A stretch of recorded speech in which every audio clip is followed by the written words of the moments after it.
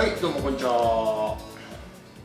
今日はですね、ベリーショートのベーシックカットをやっていきたいと思います。ベリーショートというのはですね、個人的にはですね、レングス的には、耳下ギリギリから上ですよね。なので、耳がですね、透けて見える、もしくはしっかりとこうくり抜かれて出ていると。そういうふうな、状態になると思いますね。そして、上の髪の毛もですね、ある程度、短く切られて、上の髪の毛も結構動きのあるヘアスタイルになっているっていうのが、ベリーショートの、特徴だと思ってますし、このですね、ベーシックカットでは、そういうふうなレングスの髪型として、定義してやっていきたいと思います。実はですね、日産 TV の方でですね、ベリーショートの特集っていうのを、やってまして、ベリーショートをどういうふうに切っていくかっていうのをですね、3回か4回ぐらいにわたってですね、詳しく説明してますので、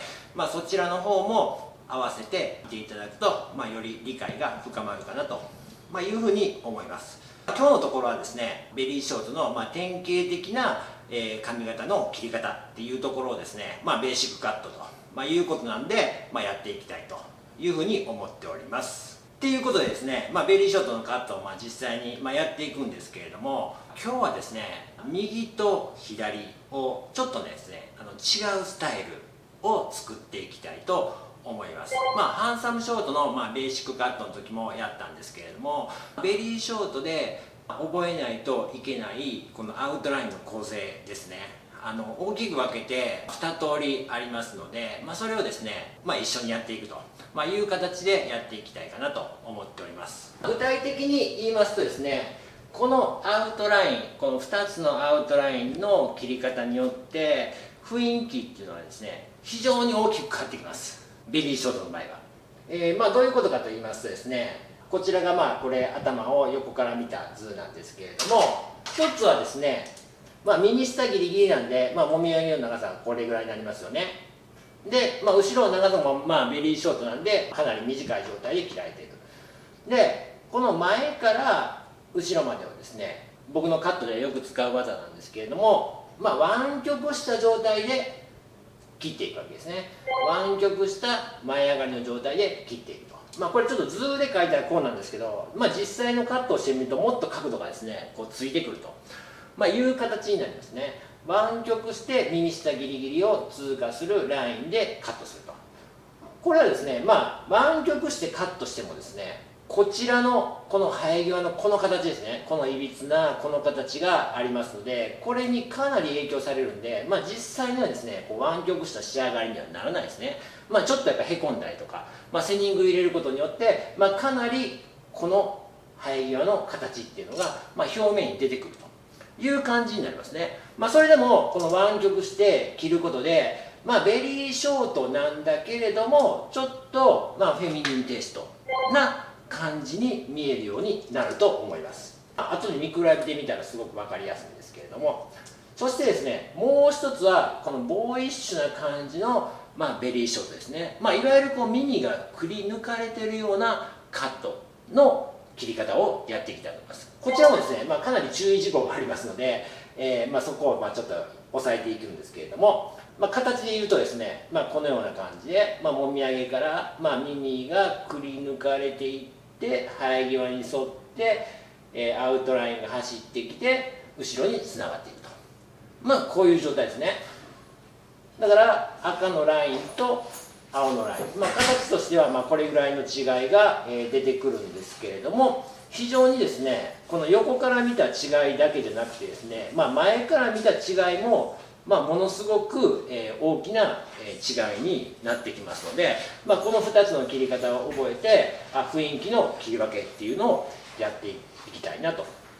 いうふうに思っております。はい、ということでね、実際にアウトラインの方からカットしていきたいと思います。はい、ウィッグ用意しました。今回はですね、もちろん、新品のウィッグまでは、必要ありません。で、今回用意したウィッグは、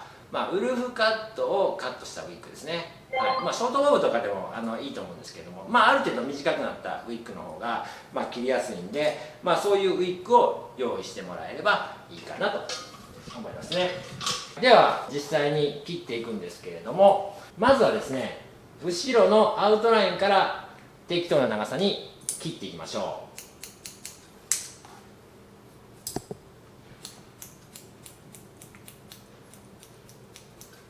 非常に短いスタイルなんで、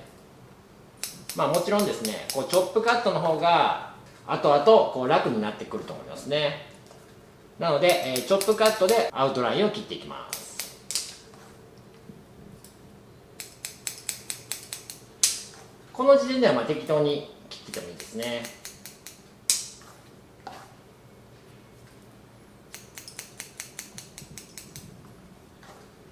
こんな感じでいいかなと思います。そしてですね、まずはですね、耳の下ギリギリを通るラインでカットしていきたいと思います。今ですね、耳がここにありますので、耳の下ギリギリを通るラインって言ったらこれぐらいの角度になってきますからね、先ほどのホワイトボードで示した角度とはかなり大きく、違ってくると思いますね。ウィッグの場合なんですけど、やっぱりウィッグで練習する場合は顔がね結構ちっちゃいじゃないですか。人間で実際にこれぐらいちっちゃい顔の人っていうのはもしかしたらどっかに探せばいるかもしれないですけど、ほとんどいないですよね。だから顔がちっちゃくて、例えばですね、ここからこの生え際から耳の下までの距離も短いですね。このおでこの生え際から眉毛ぐらいの、これ眉毛ないですけどの距離も非常に短いんで、ちょっとですね髪の毛が短くなりすぎて、雰囲気が出ないっていうかね、髪の毛短くなればなるほどちょっと動きが悪くなるじゃないですか。雰囲気が出ないんで、少し長めに切ってもらってもいいかなとは思いますけどね。で、実際にベリーショートのアウトライン切っていくんですけど、今バックのアウトライン切りました。で大体この辺を通る長さに切ろうかなっていうふうに思ってる時にですね、これがですね、例えばショートボブの時とか後ろからここが穴が開かないようにみたいな感じで、こういう感じですね、緩やかな舞い上がりからこの湾曲した舞い上がり、だんだんと角度をつけていくと、いう形になるんですけれども、これぐらい短くなってくるとですね、こちらから上げていくというよりかは、ある程度前のですね長さをこの角度でね作っていってから、この出たところをつなげていくと、こう切ってからこことここの出たところをつなげていくと、いう方がですね結構失敗が少ないんで、実際やってもらったら分かると思うんですけど、ここでちょっとどうしても角度つけすぎちゃうと、ここに向けて角度つけすぎちゃうと、ちょっと上がりすぎたりとか、逆にちょっと下がりすぎたりとかっていう失敗がありますので、割とねベリーショートなんでね、この前から見た時の長さを先に決めてあげる方がいいのかなと思いますね。もちろんここチョップカットで入っていきます。これぐらいの角度ですね。はい。ショートボブの時にもやりましたけど、この斜めに引く角度をこう引くっていう感じでですね、だんだんと下げていくことでこの湾曲したラインができてきますので、まずはじめはかなり角度をつけてカットしていきます。こういう感じですね。で落ちてきました。で今耳の下、約1センチ弱ぐらいに入りましたね。これね、こんな感じに入ってきました。でこれぐらいでいいかなという感じですね。でこのラインができてから、こことここの出てる部分ですね、この部分を切っていってあげると、非常に失敗がね少ない、穴も開きにくいですね。仕上がっていくとですね、最終的にはちょっとですね穴が開いてくるというかね、生え際の形が表面に出てくるんですけれども、できるだけ穴を開けないような感じで切った方が女性らしいフェミニンな感じになってきますので、こんな感じでいいと思いますね。で、今ここの耳の上の毛がですね、もうギリギリ耳の下ちょっと通るぐらいですね。でこれで乾かして、センニングとか入れてくると、耳がかなり透けて見えると、いうような形になってくると思いますね。でですね、ここの角度ですね、この角度が結構こういう形で入ってきてますね。で先ほどあれぐらい膨らして切ったのに、やっぱりこの角度が割とこうなんで、アウトラインで切ったラインとこのラインが結構やっぱここの合わさるこのとんがりですね、このとんがりがやっぱり急角度になりますよね。長ければ長くなるほどここの角度が優しくなってくる。短くすればするほどここの角度がこうついてくると。この長さはそんなに短くすることはできませんから、生え際がありますからね、もう限界があるんで、やっぱり横の長さを短くするということで、ここの角度がどんどんこう急角度になってくると、いうふうな形になってきますから、なのでここの三つ襟とこのアウトラインで切ったところのこの角っていうのはちょっと落としとってあげるといいと思いますね。はい、オンザスキンでやってもいいと思いますね。だから三つ襟が少し短くなると、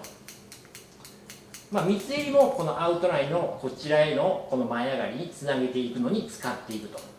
いうのがですね、このベリーショートの特徴の一つになってくると思いますね。でこうしていくと、少しこのつながりがこう馴染んでくるのが、分かると思いますね、さっきよりかは。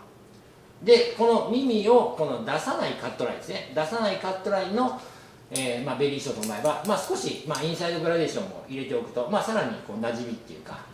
が良くなってくると思いますね。はい、こんな感じでいいんじゃないかなと思います。で反対側ですね、反対側もアウトラインがこの長さに切ってますね。そしてこちら側はですね、今度はこう耳をこうくり抜いていく、形を切っていきたいなというふうに思うんですけれどもこれもですね、ちょっと以前のYouTube の方では解説してるんですけれども、耳をくり抜くスタイルなんですが、はい、これねちょっとね違うウィーク用意したんですけれども、耳をくり抜くスタイルなんですけど、耳をくり抜いたらいいんですねっていうことでですね、よくある間違いはですね、このようにですね、こういう感じですね、耳くり抜く。ね、で反対側もこういう感じで、これ耳くり抜きましたと。ね、こういう感じです。はい、カットラインとして耳をくり抜いてしまうという結構ミスがですね、割とあるんですよね。はい、こんな感じですね。はい、で、よくこのヘアスタイルブックを見て、耳がくり抜かれている、耳がはっきりと見えるんで、なので、カットラインとして耳をくり抜いていけばいいだろうと、いう感じになるんですけれども、このように切ってしまうとですね、今回そのボーイッシュというね、ボーイッシュというふうな、テイストなんで、こうなってしまうとですね、非常にですねメンズっぽくなってしまうという感じですね。ちょっとボーイッシュじゃなくてもこれはもうボーイだろうと、いう感じになります。はい、この辺のことをね、詳しくはね、その YouTube のショートボブ特集のところでやってるんで、そちらを見ていただければいいかなというふうに思うんですけれども、多くのボーイッシュなショートボードの場合、実はこのようにカットされていません。どのようにカットされているかと言いますとですね、かなり、耳をくり抜いたり見せかけて、実はですねかなり耳にかかっているという場合が多いですね。どのように切っていくかと言いますとですね、このようにこう丸く切るのでは実はないんですね。丸く切るのではない。丸く切ろうとすると、かなり難しいし、先ほど言ったようなこうボーイにつながってしまうと、いう形になりますので、こういうラインと、こういうラインを合わせていく。こことんがっているように見えるんですけれど、実際切ってみたらそんなにとんがらないんで、この辺のね、もう実際にこういう生え際、耳がくり抜かれているような生え際がありますので、これを利用してこういうラインとこういうラインでまっすぐのイメージで、切っていくと結構ナチュラルにですねこう耳がくり抜かれていると、いうふうな表現になってくると思いますね。で実際こういうラインとこういうラインで切っていきますので、髪の毛はですねこう前後に分けていくんですね。でお客様によってはね結構毛流れがあるんで、ちょっと分け方が、変わる場合もあるんですけれども、基本的にナチュラルな自然な生え癖というか髪の癖の方だったらですね、まずこう前後に割りましょう。前後にね、前後に割ってみる。はい、割りました。この割ったところですね、この割ったラインのこのポイントがですねこういうふうに丸くなってますね。丸くなってますね。でおおよそ一番高いあたりって、このあたりが一番高いじゃないですか。このあたりに割ったこのポイントが来ていれば大丈夫ですね。はい、超頂点じゃないとダメっていうような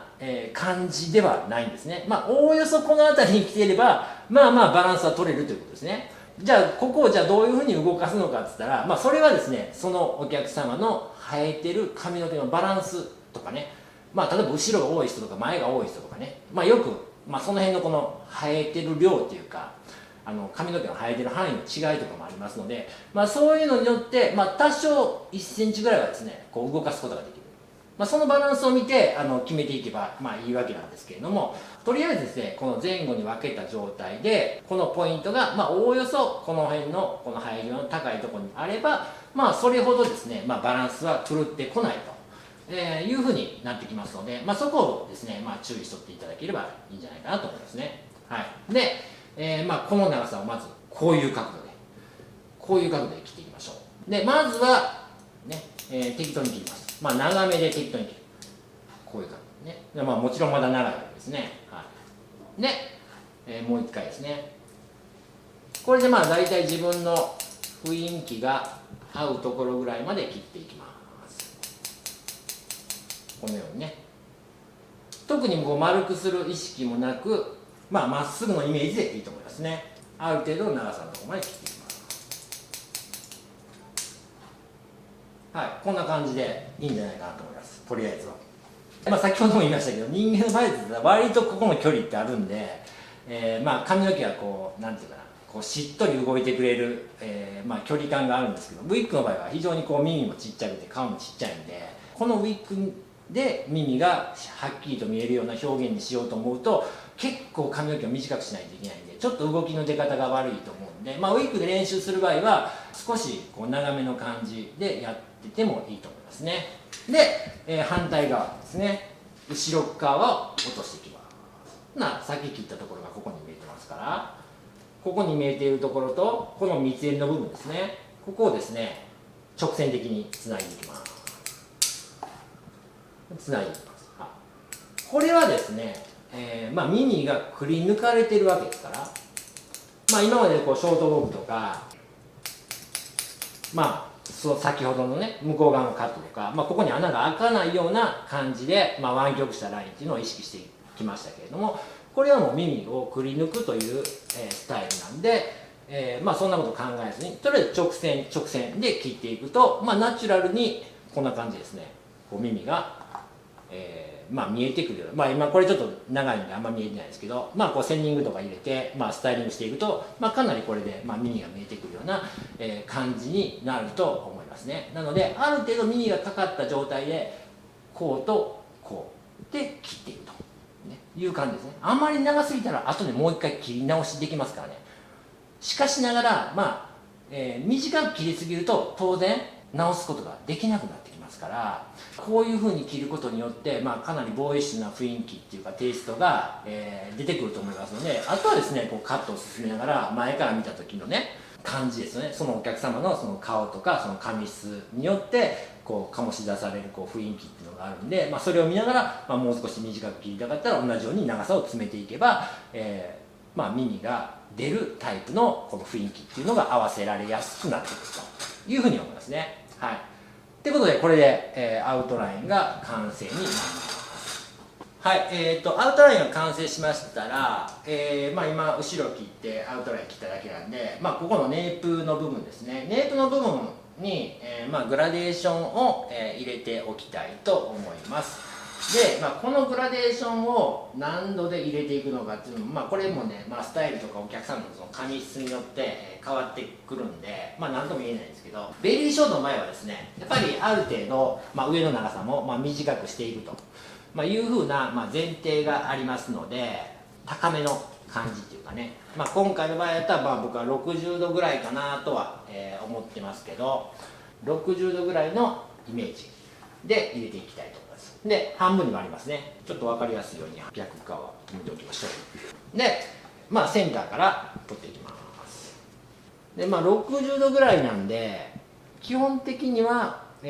ラデーションの定義にあるように、頭皮からまっすぐ床に対して60度ということですね。45度だったらこんな感じになる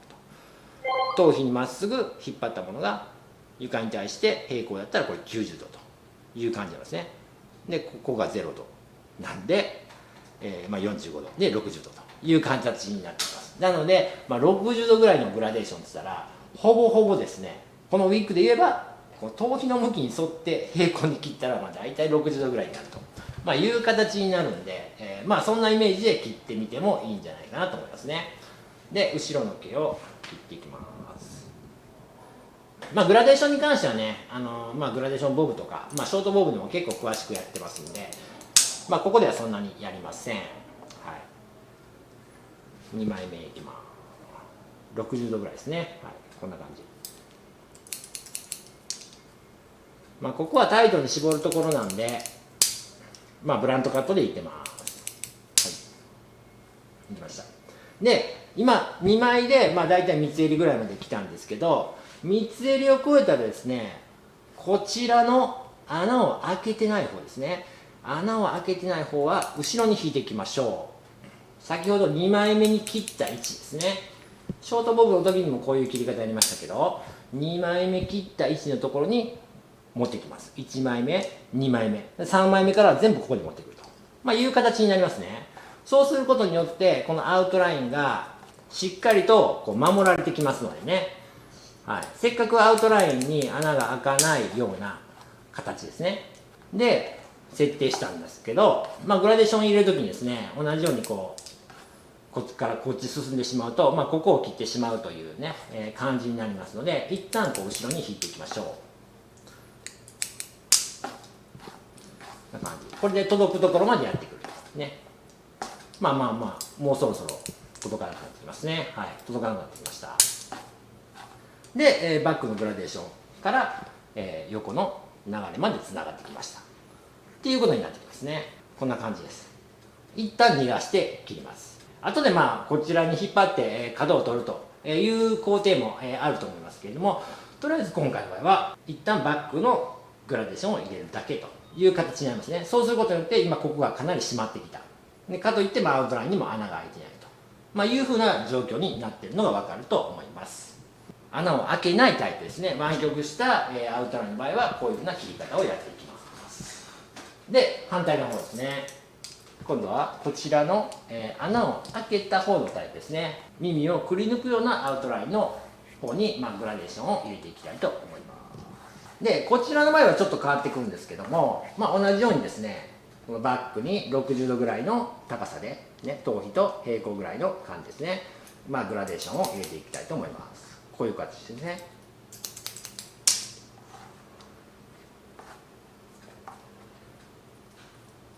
前回切ったラインも見えてます。こんな感じで、こちらの場合はこれ3枚目、今3枚目入ってますけれども、はい、3枚目いっても同じような感じで切り進んでいきましょ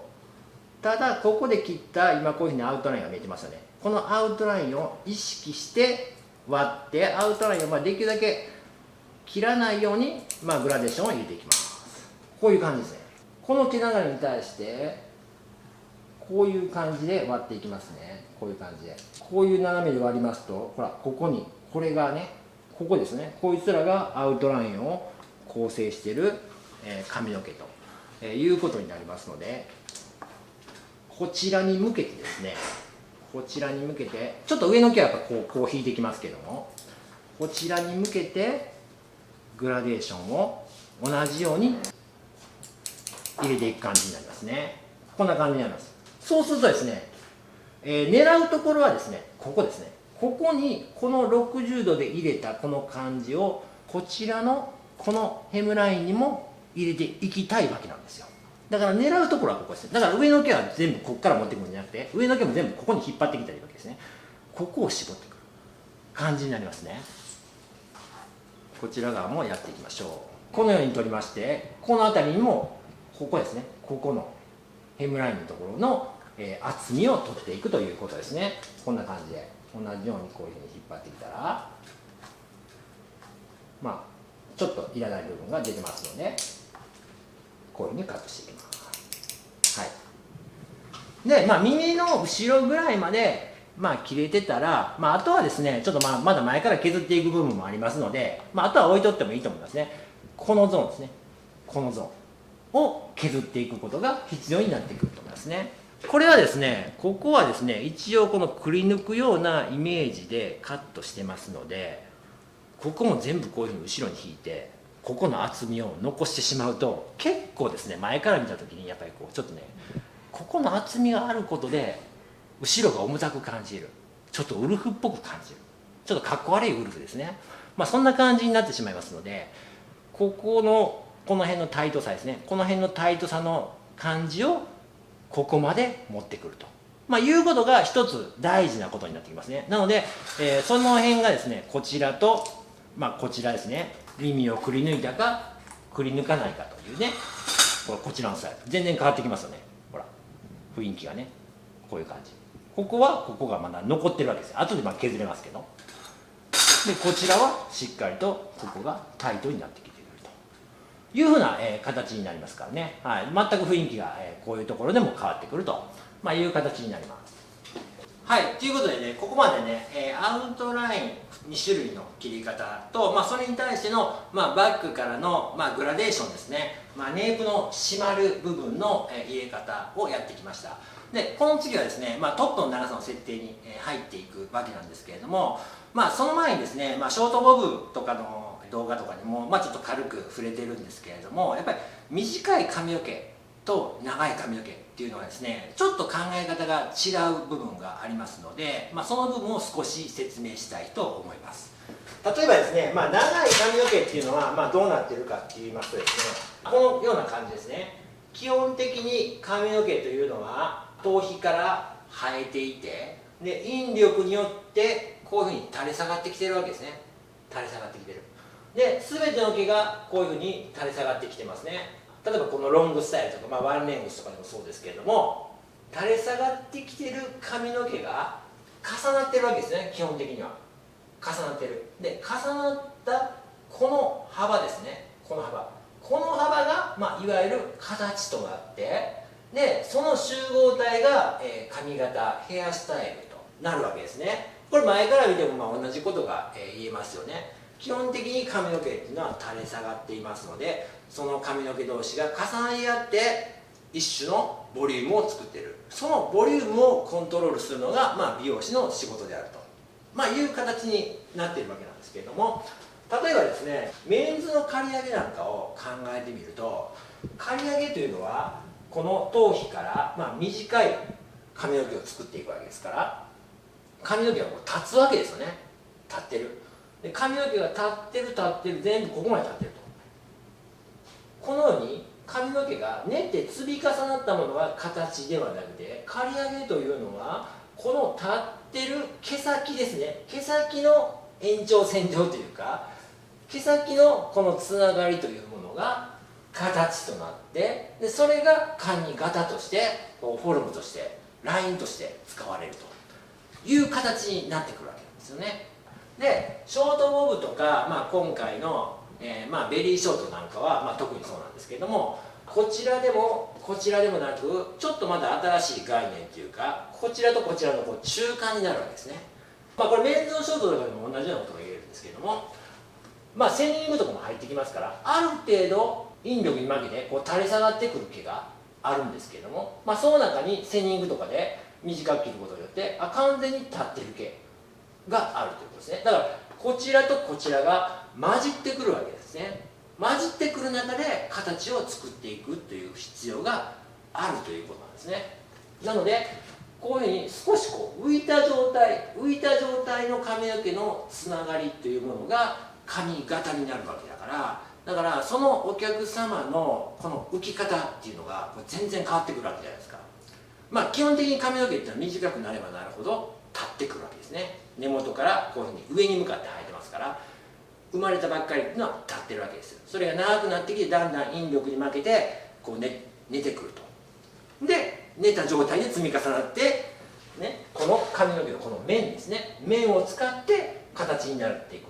でそれが髪型として使われるのが、ロングとか、ボブとかっていうスタイルになってくるわけなんですけども、それが刈り上げだったら立ったままその毛先のつながりが形というふうになってくるんですけども、ショートボブの場合は半分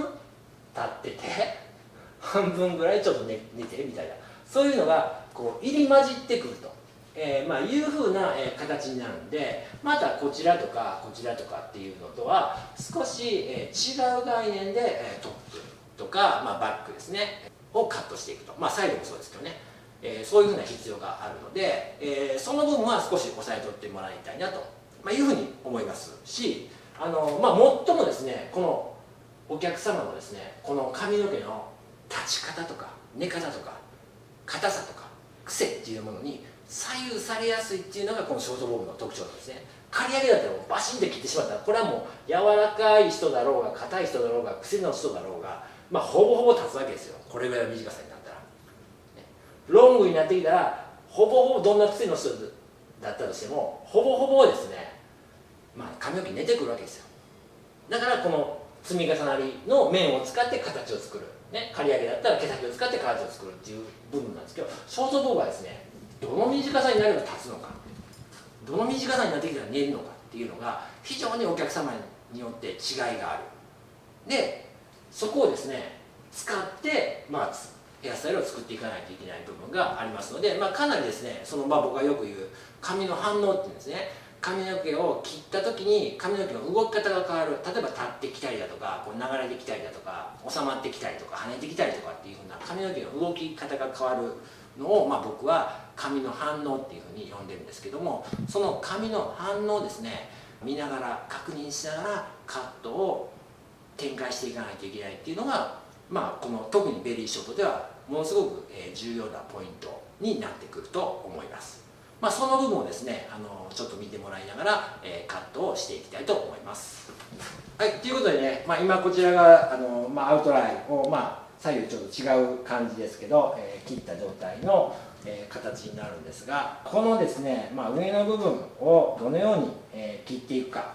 っていうのはですね、こうしないといけないっていうことはないんですけれども、例えばこのように前髪から切ることもありますし、逆にですねもう前髪はある程度こう切らないっていうふうに決まってて、上の長さから切っていくと、いうパターンも、あると思いますね。でこれはどちらでもいいというか、その時の状況に合わせて変えていくべき、つまりこう長く切る方から切るとか、自分で雰囲気を合わせやすい方から切るというふうな判断で、いいと思うんですけれども、今回の場合はですね、前から切っていきたいと思います。でですね、ショートボブの時も言いましたけれども、ちょっとこうねどっちかに流してる方がいいですよね。こういうふうにね、こちらでも言った通り長い髪の毛と短い髪の毛、立つ髪の毛と寝る髪の毛が入り乱れて、でここの隙間っていうのが空気感であったりだとか、立体感であったりだとか、動きの表現っていうことになりますので、髪の毛がですねこういうふうにまっすぐ降りているよりちょっとどっちかに流してこう斜めにしておいた方が前から見た時にこのね間のこの空気感っていうこの表現がですね非常にこう出しやすいってことになってきますので、まっすぐ下ろすのではなくてね、そういうスタイルもありますけれども、ちょっと斜めに流してる方が基本的にはいいんじゃないかなと思いますね。なので、ちょっとこちらにじゃあ流すような、パターンで切っていきたいと思います。で、まず前髪からちょっと今回はね、設定していきますけれども、ブロッキングも取らずにいきましょう。ね、上も短くなってるんで。前髪こちらに流すんで、ちょっとやっぱり斜めに切りますよね。はい。まず前髪を少し斜めに切りましょう。こういう感じですね。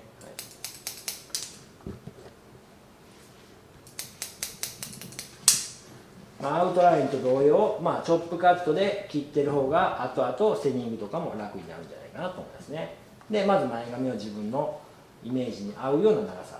に設定していく、はい、こんな感じかなと思いますね。でその前髪を中心にですねサイドの長さにもこうつなげていくと、いう形ですね。サイドのアウトラインも短くなってきてるんで、簡単につなぐことができると思います。こんな感じでいいと思いますね。でこちらはヘビーサイド側なんで、こちらはもう少し前髪の範囲というか、サイドバングのところですね、もうちょっと丁寧に切っていきましょう。こういう感じ、ね、でサイドバングからアウトラインまでに出てる髪の毛っていうのがこれぐらいね、はい、こことここの間にこれぐらいありますから、これもつないでおくと。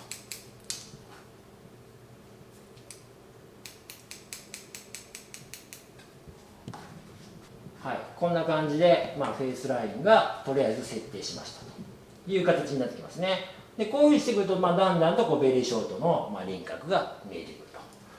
で多くの場合はですね、ここから例えばモヒカンガイドを取ってこういう感じで、長さを設定して、モヒカンガイドに合わせてこのトップの長さを設定していくと。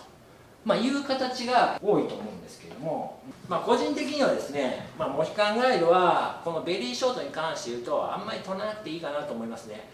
それほどですね、ここの長さをきっちり設定するっていうことがあんまり大事ではないんでね、ある程度セニングを入れてこういうふうに動きを出していくと、いうふうなこともありますし、ここに対してモヒカンガイドを設定して、ちょっと後ろを長くしようとしたところでですね、それほど意味がないというか、これどういうことかって言ったら、先ほども言いましたように、人によってやっぱ髪の毛の反応が全く違うんで、例えばここの、部分の立たし方っていうか動かし方のイメージがありますよね。そのイメージにこういうふうに理屈上でね、こういうふうにつなげたところでそのイメージになるとやっぱり限らない部分がありますので、なので、個人的にはですね、もういきなりこの上の毛から切っていったりとかですね、こういうふうに前髪をこうやって切ったんで、前髪からこういうふうに展開していくっ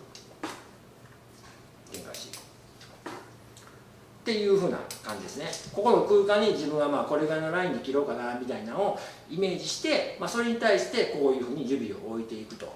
いうふうな形の方が、結果的にはですね、スタイルに合ってくるというか、近づいてくるのかなっていうふうなことですね。なのでちょっとですね、これいきなりなんですけど、トップの長さから切っていきたいと思いますね。これはですね、今このゾーンですね、このゾーンを切ろうとします。このゾーン、ちょうどど真ん中のゾーンですね。ど真ん中のゾーンを切ろうとします。はい、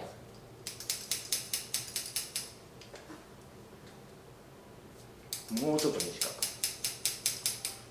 これぐらいかな、ちょっと長いかな、これぐらいかなっていう感覚でトップのまずここの長さを切っていきます。で必ずですね、長めから入ってくださいね。絶対短くしすぎるとダメですよ。ちょっと上から見てもらったら、今トップの2枚目切ったんですけど、こういうふうにこの今ど真ん中のゾーンを切ろうとしてて、で横にシェイプして横にスライスをして、こういう感じでパネルを取っていきますね。こういう感じで分かります？横にスライスをしてこういう感じでパネルを取っていきます。そうするとですね、前切ったところもうっすらと見えてくることになりますので、それも目安にしながら、カットしていくという感じですね。もちろんチョップカットで切っていきま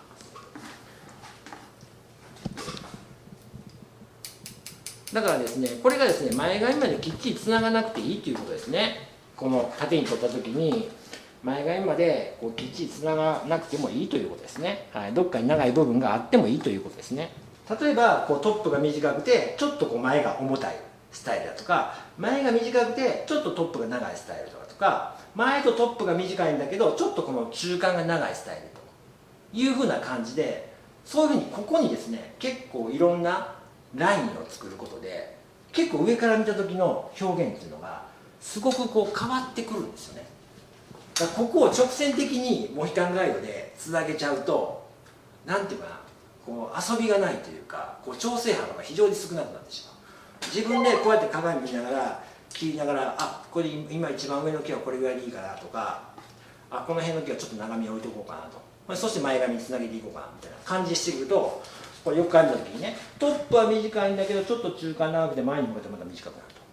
という形なんですね。山のような形になってくる、でこんな形っていうのはなかなかモヒカンガイドを切っていくと表現できないんで、なので見ながら切っていく、そのお客様に合わせながら、ここはちょっと長くしようかな、ここは短くしようかなみたいな、前髪は初めにこうやってね、顔を見ながら設定できますけれども、この辺の長さも、動きをそのお客様の反応、髪の毛の反応を見ながら、設定していくことで、モヒカンガイドはね、この前髪の次の部分ですね、前髪の次の部分がちょっと長くなってて、そこからまたトップに向かって短くなってくると、こういう感じになってるわけなんですけど、こうなってて、ここは今ちょっと長くなってますね。こういうふうにここから前髪に向かってまた短くなっていると、いう感じになってるんですけど、こういうラインはですねモヒカンガイドを取ってしまうと、作れないんで、そういう意味でも、モヒカンガイドは取らなくていいんじゃないかなという形になってきますね。でトップのこのトップセンターですね、このセンターの長さを切ったら一回ですねこういうふうに、今前に回ってますけど、鏡でですねこう動きを見てみましょう。こういう動きをで、これで自分の思い描いてるベリーショートになるだろうかというふうなことを、見てるわけですね。見てるわけで、もうちょっとこれやっぱりここちょっと長くしたけど、ここもう少し切った方がいいかなと思ったら、ここをもうちょっとこうね詰めていったらいいわけであって、まだセーニングしている前ですけれども、これぐらいの長さに切った時のこの髪の毛の反応ですね、動き方がこのまたお客さんのこの顔にフィットしているかどうかっていうのを確認しているということがすごく大事になってきます。ショートボブの時に言ったかもしれないですけど、トップはですねここのセンターのパネル、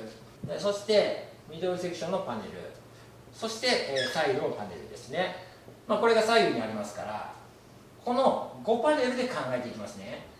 ショートになってくればくるほど、こういうふうなパネルで考えていくのが一番このフォルムが出しやすいっていう部分ですね。なぜならばこういうちょっと半分出て半分立ってくるというふうな、特徴もあるんですけれども、この切り口のバランスがですね、割とこの前から見た時のこのシルエットに近くなってくるんで、こういうふうな5パネルで考えるといいんですけれども、とりあえずですね今現在ウルフレイヤーのところから長さを短くしたわけですね。それはここのトップのセンターのパネルを短くしたと。でここの今動きを確認してるわけですね。例えばですねこれとりあえずここも切ったでここも切ったね、でここも切ってここも切ってここも切ってでそこの全部のこの5つのパネルを切った状態で確認して、あれ髪の毛の反応がちょっと自分が思ってたより出てこないなと、あんま立たないなと、でもう少し短くした方がいいかなというふうに思うとですね、また全部のパネルを切らないといけないっていう形になりますから、なのでまずトップの髪の毛を切って、ここの髪の毛の反応ですね、これが自分のイメージになるかどうかっていうのをまず確認してから他の部分に展開しているということですね。で基本的には髪質っていうのは大体一緒なんです。それは生えてるところで、ここがちょっと癖があるとか、そういうふうな、生えてる部分での多少の違いはあるんですけども、言うてもこの顔も一緒ですし、ある程度の髪質っていうのは非常に似てますから、このパネルがある程度の長さに切った時に、自分が思い描いているような、髪の毛の動きですねが出る場合であれば、他のところはよく似てるんで、なのでここを決めてから周りに展開していった方が圧倒的にですねリスクが少ないと、切り直しのリスクですねっていうのが少なくなりますので、まずしっかりとですねトップの長さを切った時にこのすく前ですが髪の毛の動きを見て、自分が今から切ろうとしている長さに近いのかどうかっていうのを、確認して、それで、次に展開していく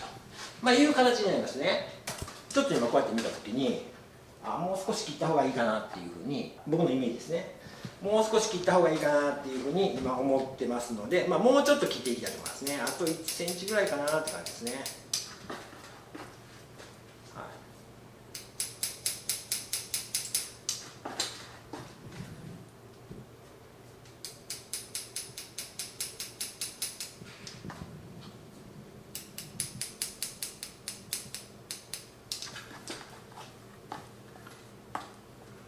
もう前髪はもう決めちゃったんで、前髪はこう入ってこないようにちょっとこう後ろに引いてますけどね、今トップの動きの長さを見てますね、ちょっとこう横からもねこう立ち上げた時のこう横からの動きとかね、そんなんも見ながらこの辺かなっていう感じです。じゃあトップの長さができましたら、こちらの中間ミドルセクションですねにも展開していきましょう。ミドルセクションはですね、トップに合わせて切ると、いう形で、いいと思いますね。例えば8が張ってる人だったら、ここを少しこう短くすることで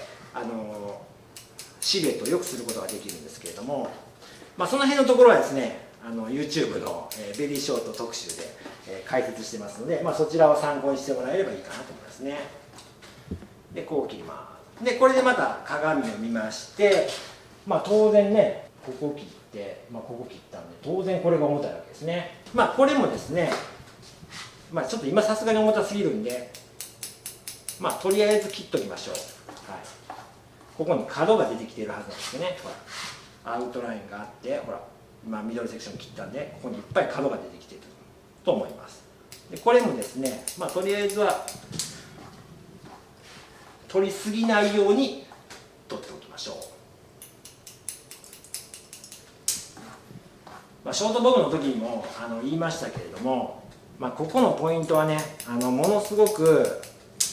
似合わせにつながってくるポイントなんで、ここをちょっと分厚く置くことで、割と顔がちっちゃく見えたりとか、そういうふうなことにも非常につながってきますから、最終的にはもうドライしてね、セーニングした後でも削ることができますので、とりあえず取りすぎないように取っておくと、いう形になりますね。はい、こんな感じです。で1枚目2枚目3枚目とできましたので、こちらのサイドですね。はい、こちらのサイドも切っていきます。でトップである程度この人の髪の、反応ですね、それを踏まえた上での長さを設定してたら、結構ですねこのミドルセクションとか、っていうのはですね、割とそれに合わせて切ってたら、そんなに失敗しないというか、イメージ通りの動きが出ると、いう形になってくると思いますね。こちらはですね、ちょっと耳をくり抜いた方ですね。耳をくり抜いた方のカットになりますので、割とですね横はですねちょっと絞り気味でもいいんですね、こちらはね。はい、向こうは取りすぎないようにカットしましたけれども、こちらはですねちょっとしっかりめな感じで切ってもいいと思いますね。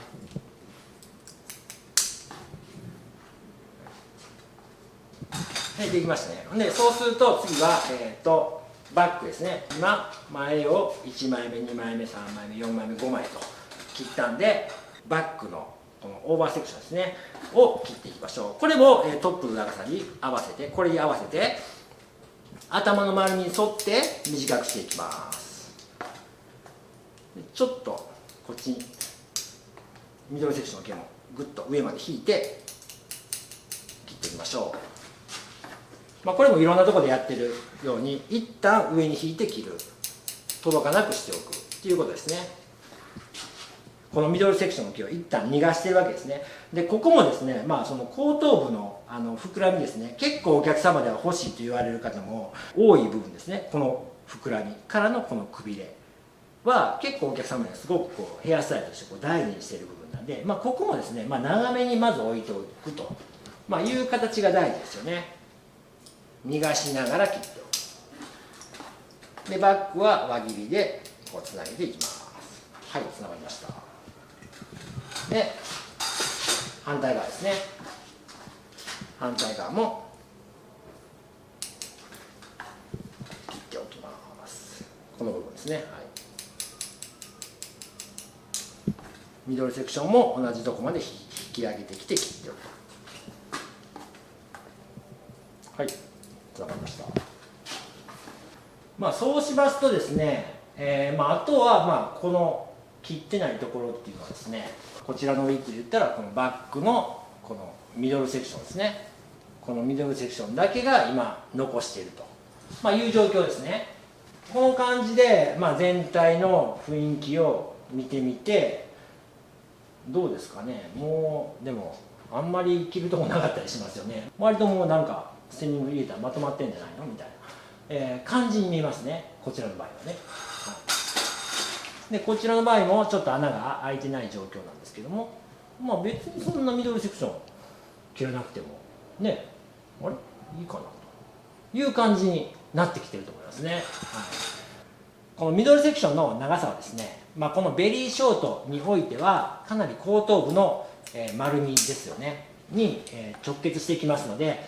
結構ですね、残し気味というかに切ってる方がいいと思いますね。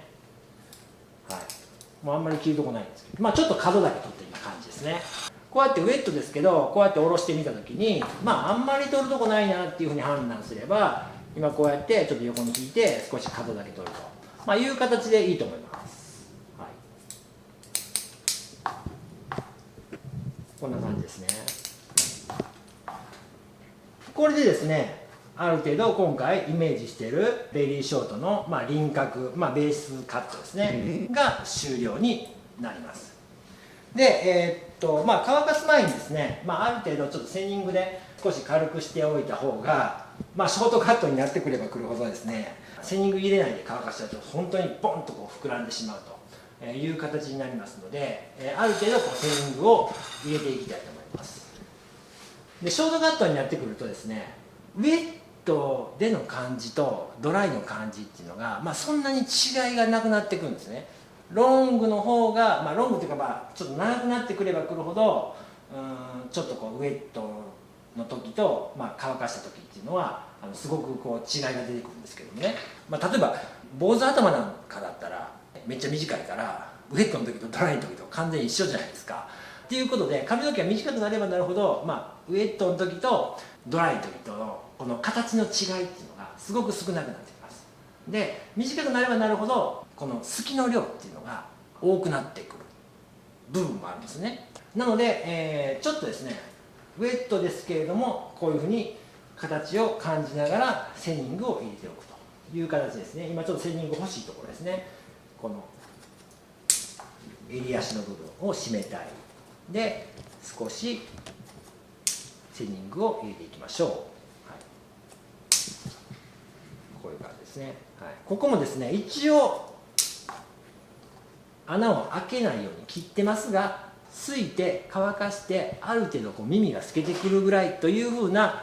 スタイルを前提としてますのでそんなに絶対穴が開いたらダメみたいな感じでは透かないですね。ある程度透くことによってちょっと耳つけてみてくださいね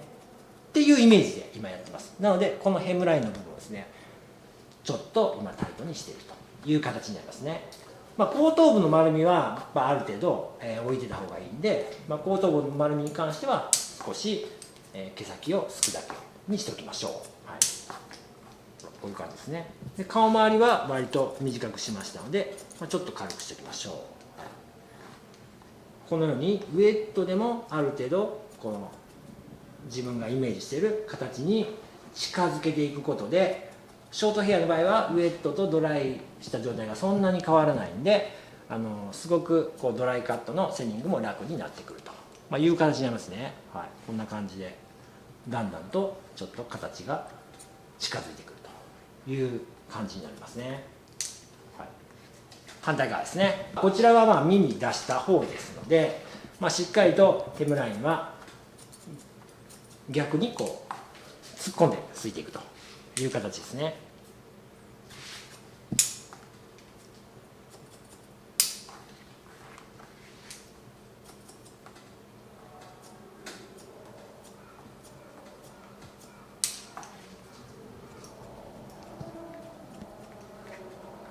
長さが短くなってくるとですね、ここの襟足のアウトラインとかはすごく短いですので、ちょっとセニングもこう斜めに入れてね、斜めっていうか縦かな、縦に近い斜めみたいな感じで入れた方が抜けるところと抜けないところがはっきりしてきて束感は出やすくなりますね。横に入れちゃうと結構ラインが入っちゃうんで、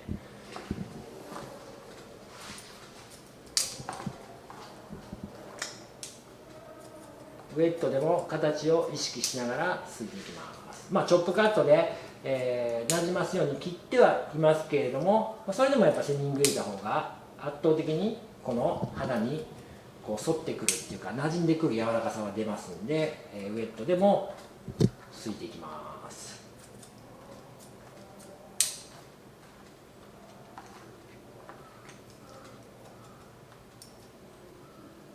耳かかるように切ってますが、耳がくり抜いて見えてもいいという前提なんで、ちょっと突っ込んでついていってもいいでしょう、ただ今回ね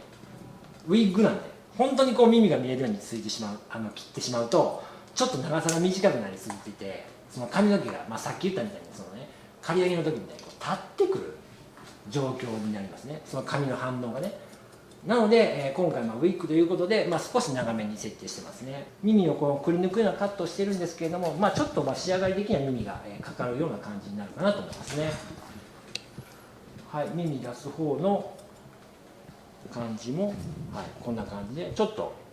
雰囲気が出てきたと思いますね。ウェットでこういう感じにしておく方がいいと思います。で同じように後ろのウェイトに関してはちょっと毛先をすくぐらい、ここは結構ね残したい部分なんでちょっと毛先をすくぐらいにしておきます。ちょっとベリーショートの輪郭が出てきたんではないでしょうか。顔周りですね。前髪もですね結構こう短い状態で、しかもこれもアウトラインなんでね、なのでちょっとこう斜めに入れたりとかして、できるだけこうラインがいかないようになじましていくという形ですね。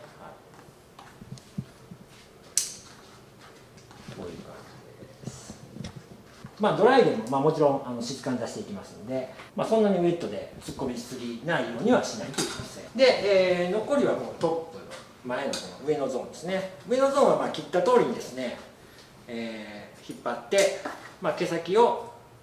少しばらしておけばいいんじゃないでしょうかっていう感じですね。あとはドライしてからすいていってもいいなと思いますね。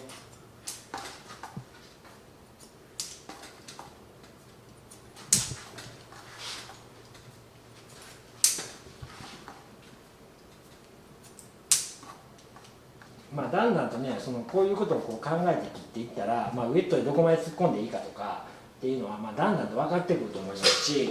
例えばですねメンズとかのショートヘアだったらもう切ってる時に乾いてくるんで、ある程度乾いた状態のこの髪の毛の動き方っていうのが分かるんで、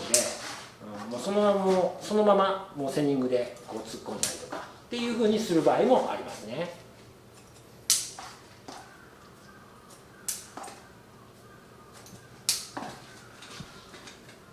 バックのトップも同じように切った通り引き出して毛先をちょっと軽くしておくと。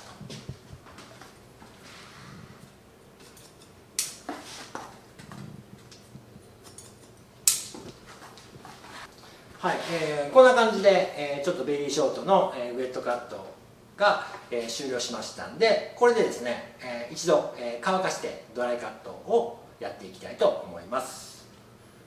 はい、ちょっと乾かして、ブローしてみました。ウィッグの場合はね、いつもよく言ってることですけれども、ちょっとしっかりとね、ブローしたりとか、特に長い場合とかやったらアイロン入れたりとかしてね、やっぱ髪の毛がねどうしてもこうちょっとパサパサってなってしまって、普通の人間の動きとはだいぶ違いますので、それに近い状態でやっぱり練習する方がいいかなとは思いますね。これベリーショートの、ベースカットが終了した状態なんですけれども、なんとなく前から見た時にどうですかね、ちょっとフェミニンっぽい感じと、ボーイッシュっぽい感じのテイストが分かるんじゃないかなと思います。まだ全然完成しませんけどね、横から見たら明らかにこういうふうなちょっとフェミニンなラインと、少しこうボーイッシュなテイストが出そうなラインと、いうふうな感じで、切り分けられております。でまだまだねもちろん重たい状態なんで、ここからすいていくんですけれども、セニングもねかなり注意事項がありまして、よくあるのがね、セニングもベースカットと一緒なんですけど、全体的にこうザクザクザクザクザクザクってザクザクザクザクザクザクザクザクザクザクってすいて、全体すいてから軽さを確認するというパターンが多いですね。さっきの長さを切る場合と一緒ですので、全体の長さを切ってから長さを確認すると。そうなってしまうとですね、どうしてももっと短くしたいってなった時にまた初めからやり直さないといけないっていうことになりますから、セニングも同じで、この顔に対してこの髪質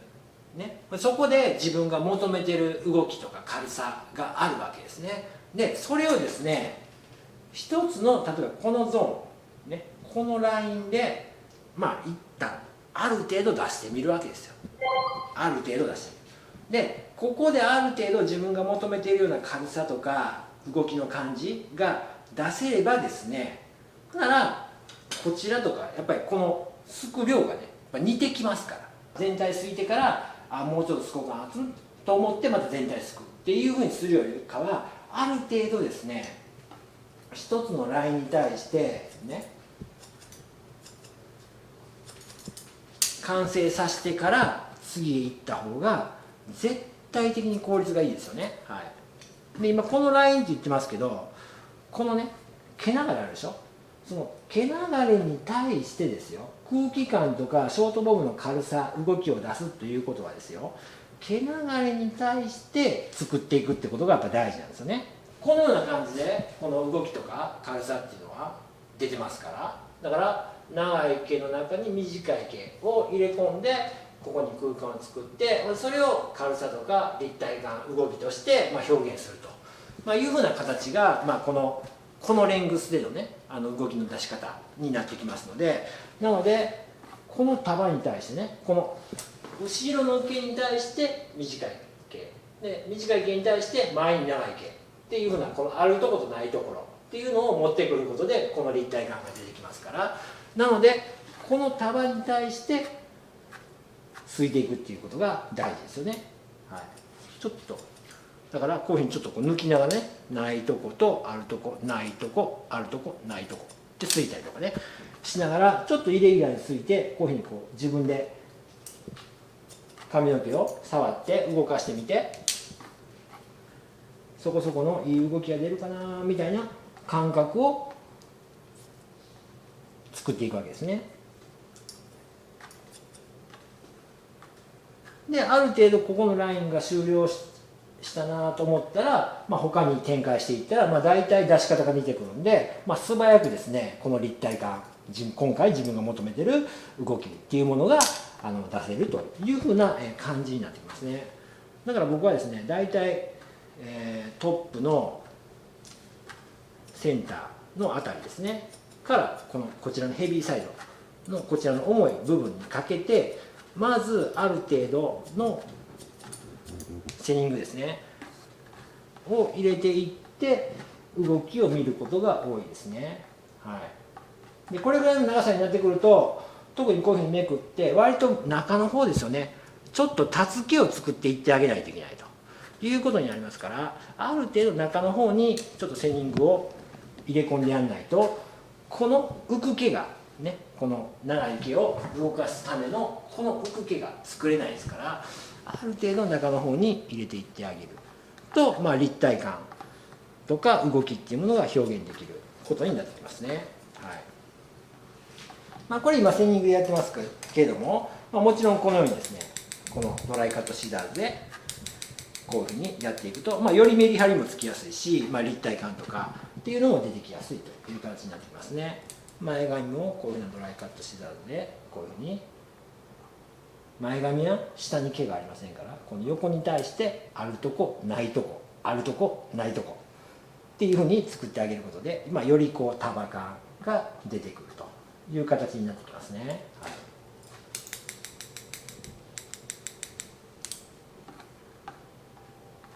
この毛流れに対してセニングを入れていくということですね。である程度これでね、ちょっとこうワックスつけて動き作ったら、そこそこ立体感が出るかなと、いう感じの軽さになってきましたので、この隙間を覚えておいて、次の例えばじゃあここからこの束に対してね、この毛流れ、この束に対してセニングを入れていきましょうかと、いうふうな形で作っていくということですね。はい、この毛流れに対して作用させていくっていうのが、こういうショートスタイルになってくると非常に重要になってきますね。こういうふうにパネルをこう引いて、インナー、レイヤーとか、もちろんインナーレイヤーという考え方ももちろん使ってるんですけど、そのパネルを引いてこうセニングを入れていくっていうのではなくて、実際のこのお客さんの毛流れに対してセニングを入れ込んでいく。短い毛が作られて、その短い毛が長い毛を動かすことになってくると、いう形になってきますね。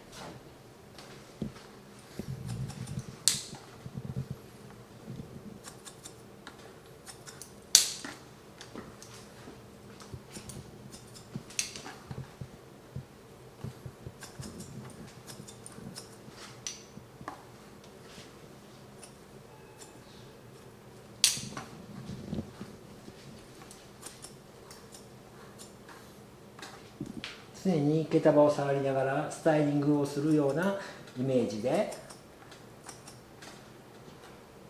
動きとか軽さを確認しながら欲しいところに入れていくということが、ショートヘアのセニングではすごく大事だと思いますね。ネイプのゾーンはね締めたい部分なんで、ちょっとこうね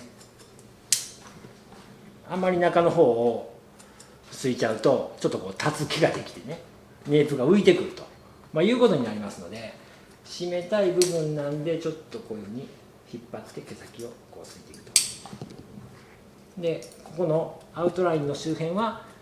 セニングを縦に入れて、毛先の細感みたいなのを出していくという形ですね。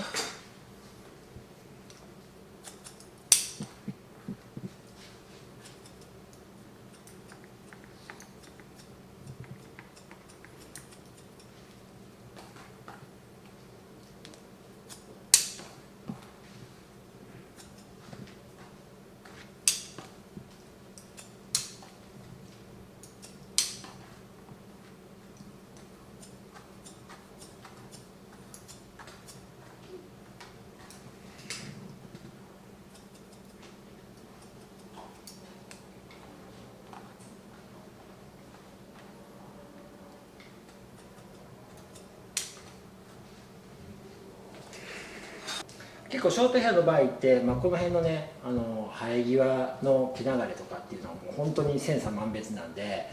ちょっと長めにベースカットを切っておいて、でセニングで詰めながら、ある程度この生え癖とかその毛量の違いっていうのを調整してあげて、で最後にまたこういうふうにちょっと長さをねちょっと長すぎる場合はこうカットしてあげるというふうな方法を取るとですね、かなりこう癖を矯正しやすい部分がありますね。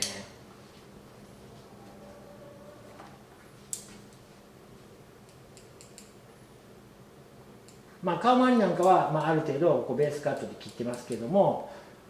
髪の毛のね落ち方を見ながら雰囲気を見ながら、ドライで長さ切ったりとか、軽く束感出しながら、質感調整したりとかっ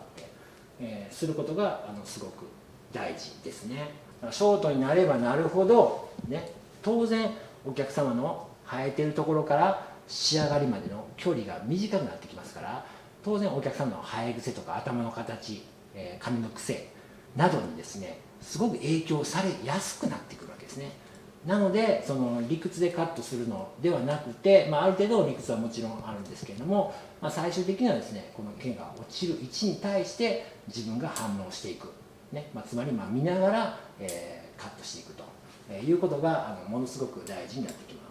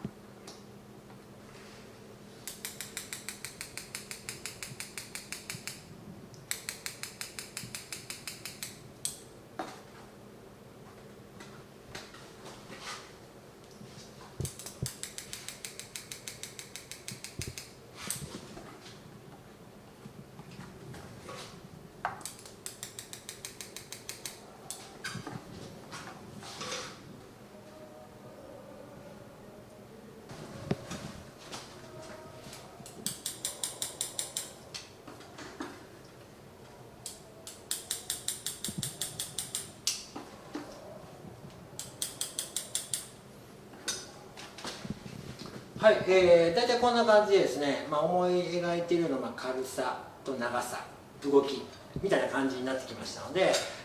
これでですね、一度スタイリングしていきたいと思います。はい、ちょっとスタイリングしてみました。こんな感じでね、前から見ても多少は分かるかと思いますけどね、本当にこう実際の、人間だったらもっとこうボーイッシュと、フェミニンの違いっていうのは、如実に出ると思うんですけれども、ウィッグでも、これぐらいの違いは出てきますね。ちょっとウィッグなんで、裾周りですね、少し、長く、カットしてます。髪の毛の動きの表現が出るように、長くカットしているんで、ちょっとその耳がはっきり見えるっていう感じではないですけれども、大体これぐらいの雰囲気で切っていくと、実際のお客様に当てはめていくと、かなりベリーショートのスタイルということになるのではないのかなと思いますね。はい、このベリーショートのスタイルですけれども、やはり大事なのはやっぱりアウトラインの切り方2種類を覚えるということですね。それとそれによってのテイストの違いがあるということと、あとはその長さの切る手順ですね。まずそのトップのセンターから決めていくっていうふうなところですね。これは長さを切る時もそうですし、セニングを切る時もそうですし、